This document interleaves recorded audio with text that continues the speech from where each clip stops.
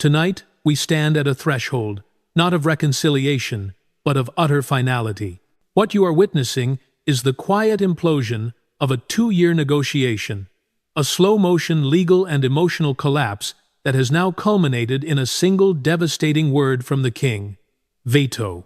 For months, Prince Harry and Meghan, the Duke and Duchess of Sussex, had clung to a fragile hope that the legal ambiguities surrounding their children's titles, Prince Archie and Princess Lilibet, could be resolved through private family diplomacy. They had prepared documents, sent discreet pleas to the palace, and even leveraged their considerable media influence in what was described by insiders as a final, desperate appeal to King Charles III. They believed that the king, worn down by his own health battles and the sheer exhaustion of continuous family drama, might finally concede on the issue of titles for his grandchildren, if only to buy peace. But they were profoundly mistaken. The response that came back to their Montecito residence was not a letter of concession, but a meticulously worded constitutional rejection, personally ratified by Charles himself. It was a rejection that confirmed what many had long suspected. For the monarchy, bloodline is not enough. Truth is the only currency. Sources close to the Sussex camp confirmed that the appeal was not a simple Christmas card request. It was a detailed, multi-tiered document drafted by US and UK legal teams, attempting to anchor Archie and Lilibet's royal status not just in tradition, but in modern legal precedent. The crux of their argument was the simple fact that, despite their parents' estrangement from the firm, the children remain in the line of succession, however distant. The appeal emphasized the children's right to identity, arguing that stripping them of their titles would be seen globally as a cruel and unprecedented act of parental alienation by the Crown. This was the Sussex's final, calculated play, to make the choice a PR disaster for the palace, a moral trap that Charles could not afford to step into. They believed that the potential blowback from global media, especially from sympathetic American outlets, would be enough to force the king's hand. They prepared a counter-narrative, ready to deploy if the appeal failed, positioning themselves as victims of a cold, unfeeling institution that punishes children for the actions of their parents. They never anticipated the surgical precision of the palace's response. The king's reply, authorized and signed from Clarence House, was a masterclass in institutional defense. It was not emotionally charged or accusatory. It was, rather, chillingly bureaucratic. The key detail, confirmed by palace sources, was the king's unequivocal reference to the standards of verified birth lineage in full alignment with royal documentation standards, a direct echo of the internal memorandum issued after the explosive DL surrogacy claims. The message was unmistakable. The children's inclusion in the line of succession remains, by constitutional default, but their recognition by the Crown as titled working royals is now inextricably linked to the truth surrounding their births. The king's legal team made a sophisticated distinction. Being in the line does not automatically guarantee a public-facing royal title. That privilege, Charles stated, requires an integrity of record and documentation that, in the face of ongoing legal disputes and private contracts, simply cannot be provided by the Sussexes. This institutional firewall, personally reinforced by Charles, turned the private family plea into a constitutional confrontation, leaving Harry and Meghan with no legal recourse and a mountain of PR wreckage to manage. The hope of a quiet Christmas miracle for the Sussexes had been officially and permanently extinguished. The implications of this rejection extend far beyond mere titles. It signals a complete lack of operational trust and an institutional decision to prioritize fact over sentimentality. A cold, hard line drawn in the marble of Windsor Castle that the Crown has chosen never to cross again. The initial reaction within the heavily guarded gates of the Sussex estate in Montecito was not one of defiance, but a quiet, bitter sense of disbelief. Harry and Meghan had anticipated the palace might delay, or even equivocate, but they had not prepared for the swift and unsparing nature of King Charles's ultimate constitutional veto. Sources within the couple's small circle described the atmosphere inside the mansion as immediately turning inward, tense, and utterly composed.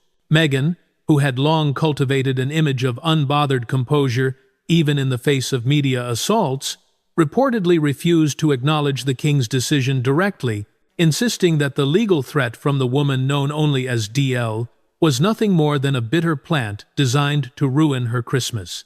This avoidance tactic, this stubborn refusal to engage with the constitutional gravity of the situation, was a defining characteristic of the immediate aftermath. For Meghan, motherhood was a narrative to be scripted and performed, and the king's veto was an unprecedented attempt to unwrite her reality.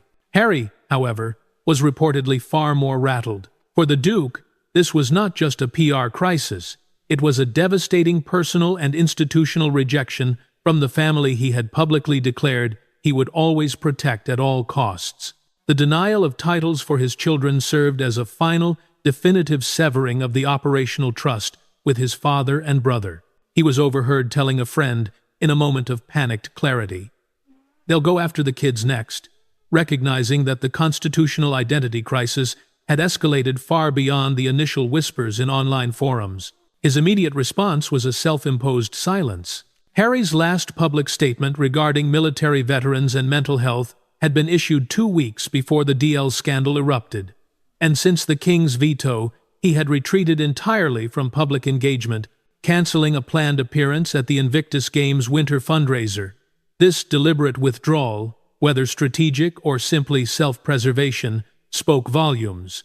The Montecito meltdown immediately impacted the vast, meticulously curated Sussex media empire. Within 72 hours of the veto being internally confirmed, activity surged across their media platforms. At least 2 pre-recorded podcast episodes, which were likely focused on themes of family and resilience, were reportedly scrapped entirely. More tellingly, a planned Netflix special titled Roots and Roses, originally focused on Meghan's journey through motherhood, was pulled from its February 2026 slate.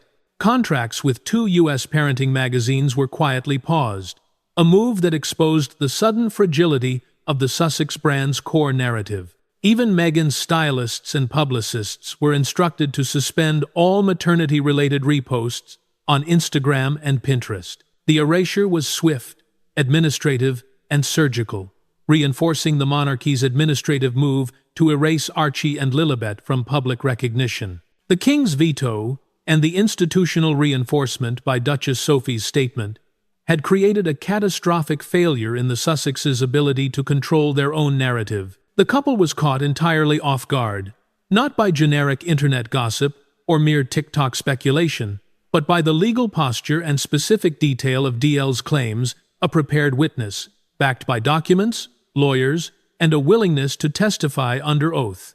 An insider within Meghan's public relations circle stated bluntly, "She underestimated DL. She thought this was another tabloid blip. It's not." The king's action legitimized the constitutional severity of the surrogacy claims, forcing the world to recognize the children as potential civilians by birth, not royals by right. Their refusal to offer a counterstatement or rebuttal in the critical first 48 hours following the VTO reinforced the perception of guilt and the collapse of their meticulously constructed image.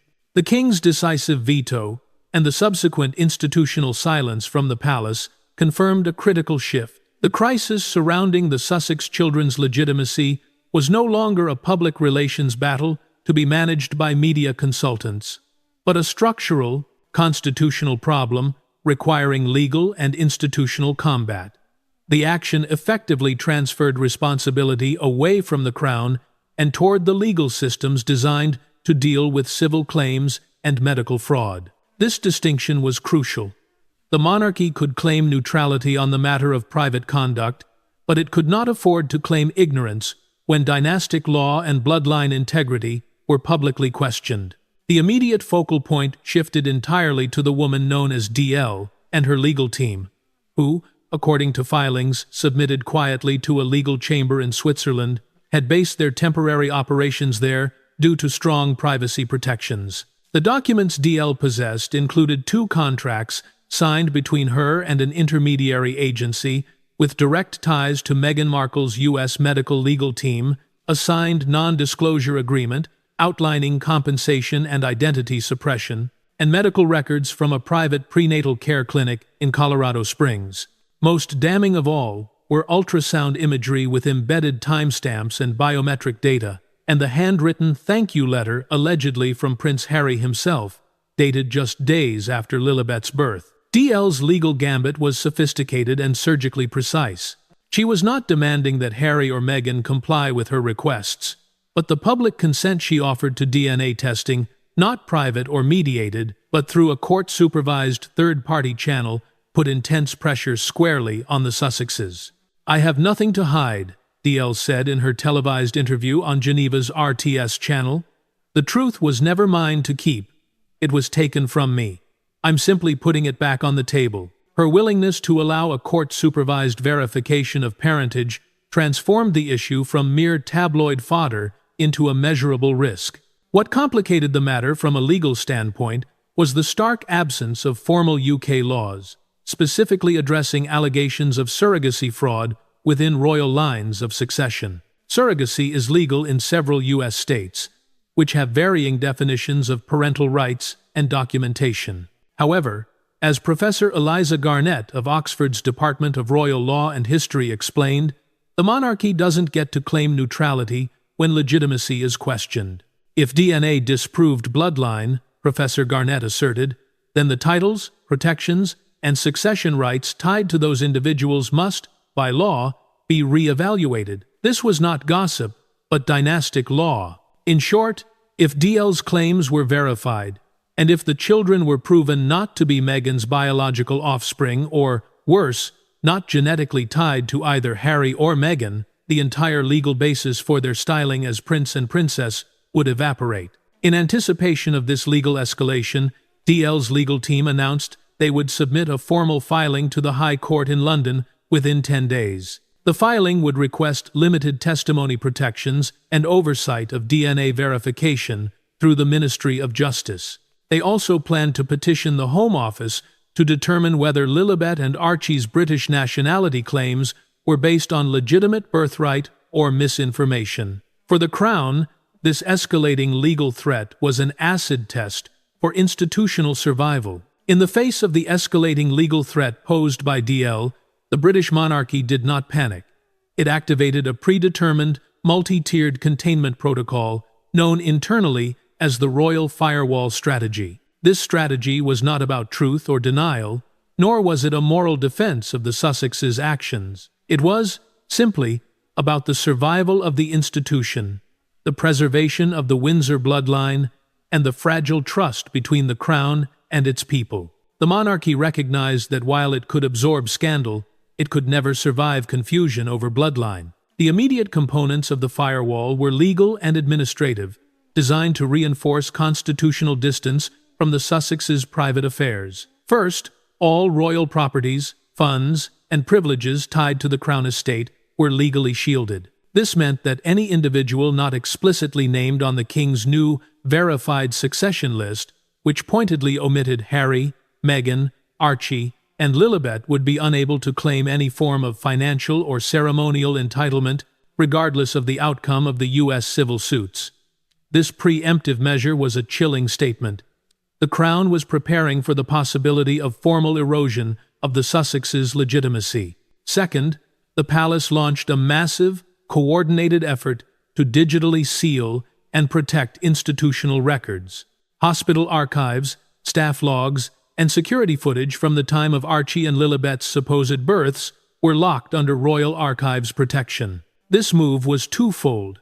It prevented further unauthorized leaks from within the palace system, and it legally shielded the monarchy from any accusation that it was complicit in fabricating the birth narrative. The phrase circulating among palace advisors was clear: "We are preparing for erosion," because this isn't just about whether Meghan gave birth, it's about whether the monarchy can afford for there to be even the perception that it didn't know. Third, the palace moved to dissuade future interviews from private employees who might be targeted by the media or DL's legal team. Past and present private employees were reportedly reminded of their lifetime non-disclosure agreements, NDAs, and the severe legal consequences for any breach. This was an attempt to control the flow of peripheral information and ensure that no staff member could inadvertently or deliberately validate any aspect of DL's claims.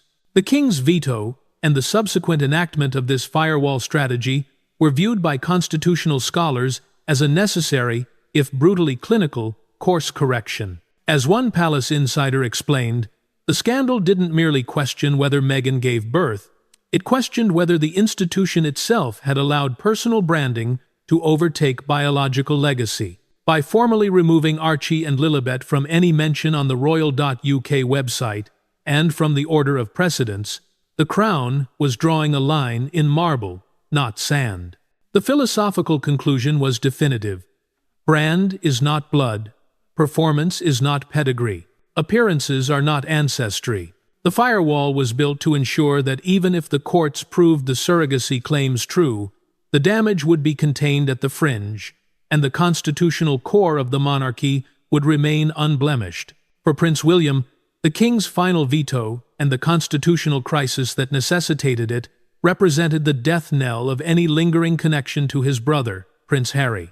Palace insiders confirmed that William reacted to DL's impending disclosures and Harry's subsequent failure to provide clarity with a sense of contained fury. Already strained by years of estrangement, repeated media assaults, and Harry's public departures, William viewed the emergence of DL not merely as another scandal, but as a final betrayal. William's core grievance was intensely personal, yet rooted in institutional duty. He saw the entire surrogacy narrative, as allegedly scripted by Meghan, as a mockery of the very values the monarchy was founded upon: truth, integrity, and the sanctity of the bloodline. He reportedly told a senior aide that the years of silence upheld by the family out of respect for Harry's privacy were clearly used against us.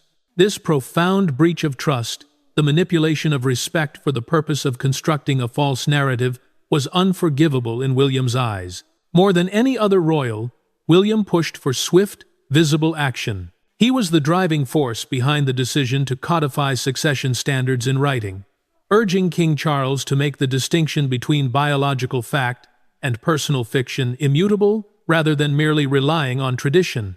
It was William who secured his father's permission to authorize the internal memorandum, later dubbed the Red Clarification, which clarified that all inheritance rights and ceremonial legacy must be tied to verified birth lineage. The immediate implication of this institutional action was devastating.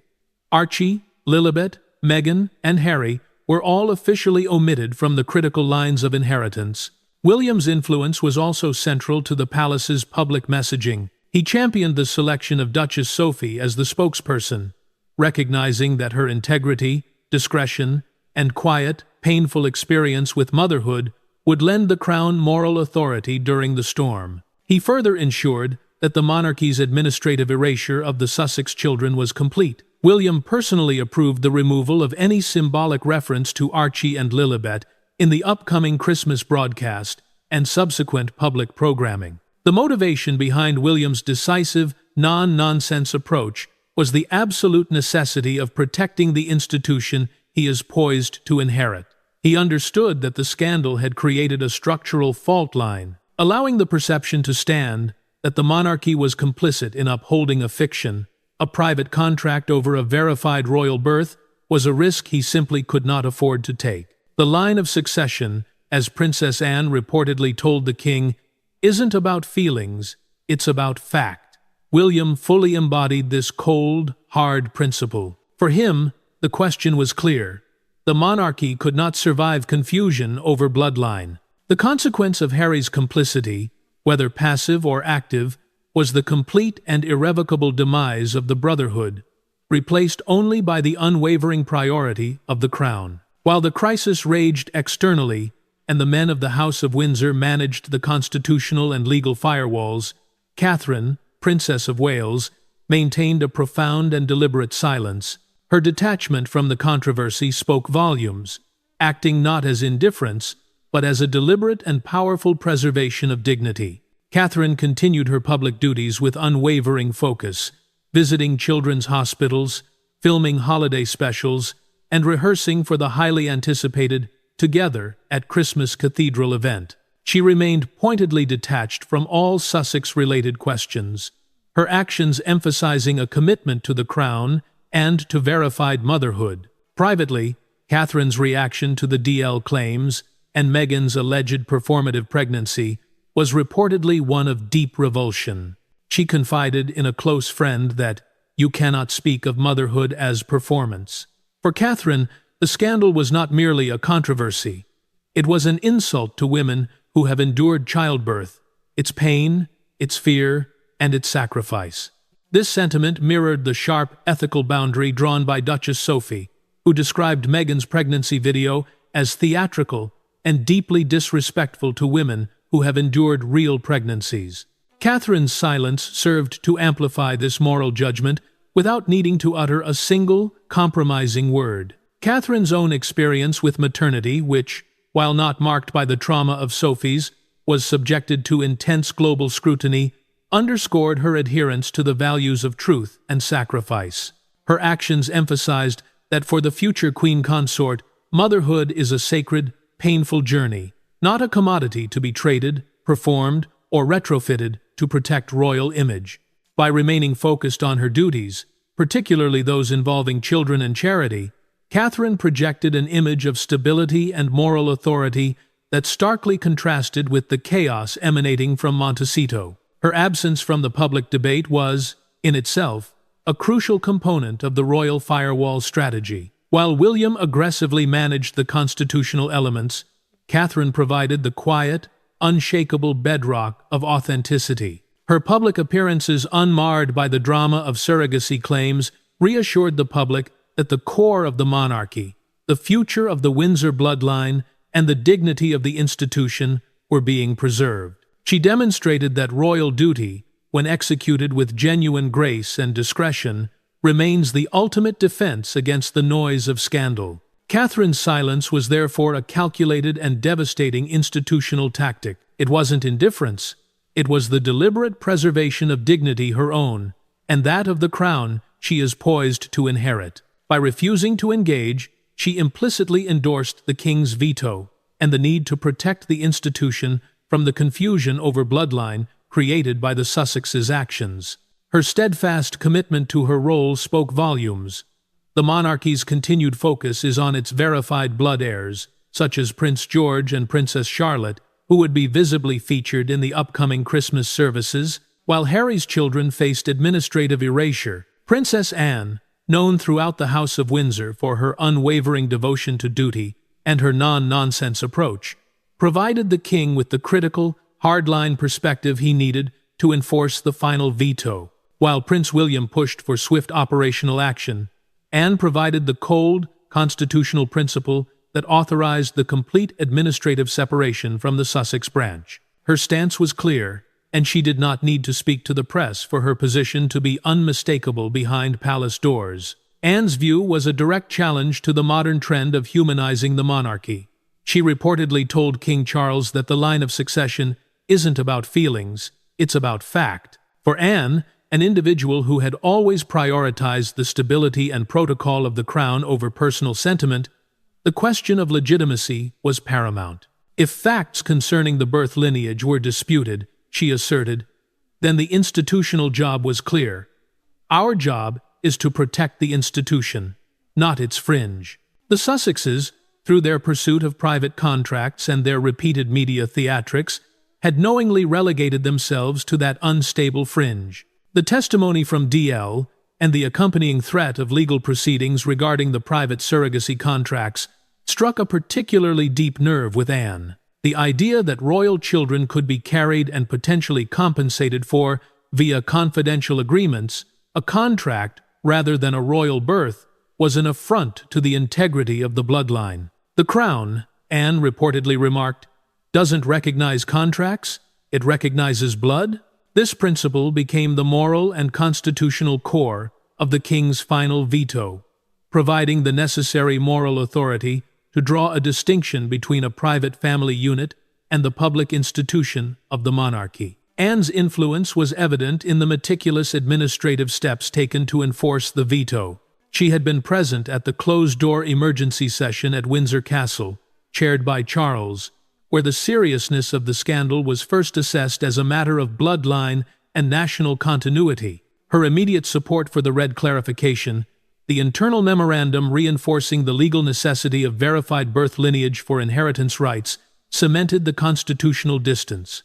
This commitment to the fact over feelings extended to the smallest details of public life. Anne was chosen to deliver the Christmas message to the Royal Regiment of Artillery in place of the king, signifying her heightened role in upholding the monarchy's protocols during the crisis. Her visible presence underscored the institutional resilience and the return to the old guard's unwavering standards. By aligning herself so firmly with the king's final decision, Princess Anne signaled to the world that the time for sentimentality was over. The monarchy's survival hinged on its ability to adapt to human vulnerability, but never at the cost of its fundamental structural integrity, which the Sussexes had fundamentally compromised. The message was clear. There is no room for confusion over bloodline or legitimacy within the Windsor legacy. King Charles III, faced with the gravest modern challenge to royal legitimacy since the abdication crisis of 1936, recognized immediately that the crisis required an institutional, rather than familial, response. The initial revelation of DL's legal counsel, detailing contracts, ultrasounds, and potential written correspondence from Harry, triggered a closed-door emergency session at Windsor Castle within 48 hours. This meeting, chaired by Charles himself and attended by Princess Anne, Prince William, and Duchess Sophie, cemented the gravity of the situation. "This is a matter of bloodline and national continuity," Charles reportedly stated. The king's decisive response was the authorization of what was swiftly dubbed the Red Clarification, an internal memorandum designed to reinforce the constitutional necessity of verifiable birth lineage. This document, issued quietly on November 28 and circulated to legal and constitutional offices across the Commonwealth, was King Charles's final, definitive act to protect the crown's integrity. The memorandum was surgically precise, clarifying that any and all inheritance rights tied to the crown's estates, patronages, or ceremonial legacy must be linked to verified birth lineage in full alignment with royal documentation standards. The implications of the Red Clarification were immediate and devastating to the Sussexes. It immediately, though indirectly, omitted Meghan, Harry, Archie, and Lilibet from critical lines of inheritance and recognition. By prioritizing fact and constitutional standards over sentiment, Charles effectively drew a legal firewall around the core of the monarchy. The king understood that the monarchy can absorb scandal, it can survive exit, rebellion, even public discontent, but it cannot survive confusion over bloodline. That's the foundation of everything. The Red Clarification was the structural defense against the perception that the institution had allowed a personal fiction to overtake its biological legacy. The king's decision was reinforced by his personal, painful journey. Sources close to the court suggested that Charles's final veto, the decision to reject the Sussexes' desperate appeal, was rooted in his understanding that the line of succession isn't about feelings, it's about fact. His choice to speak through Duchess Sophie, a spokesperson known for her integrity and discretion, further solidified the institutional message that the matter was now being handled with moral authority, not tabloid drama. The ultimate enforcement of the veto came on the morning of December 19th, when a document titled Memorandum on Succession, Integrity, and Institutional Titles was quietly deposited at the Privy Council office.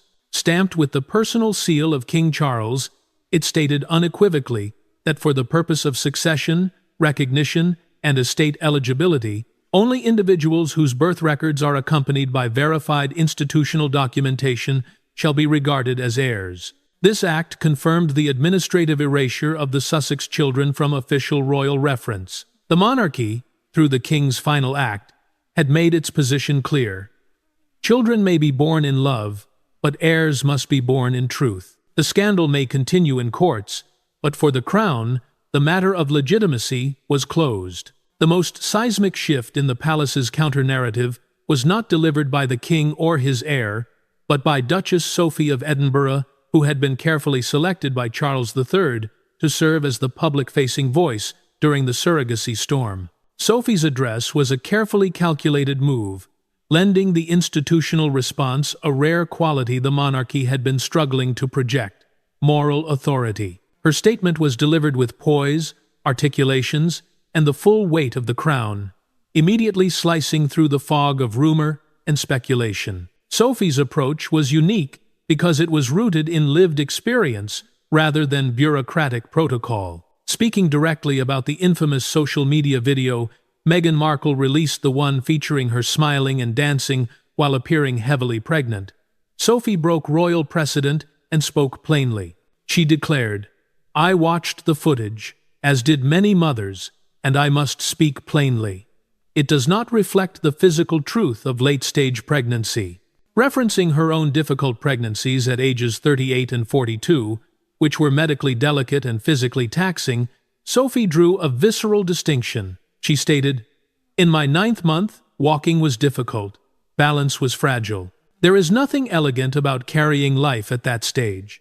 What I saw in that video was not familiar, not maternal. It was theatrical." This was the harshest, most emotionally resonant sentiment voiced from within the palace walls. It struck hard, not because it was cruel, but because it was rooted in the painful, quiet truth of her own journey. Sophie's first pregnancy in 2001 ended traumatically with an emergency C-section, and she nearly died from internal bleeding. Her second pregnancy in 2007 was high risk, requiring round-the-clock monitoring and strict third trimester restrictions. Through it all, there were no curated documentaries, no viral hospital videos, just the quiet, difficult journey of a woman doing everything to bring life safely into the world.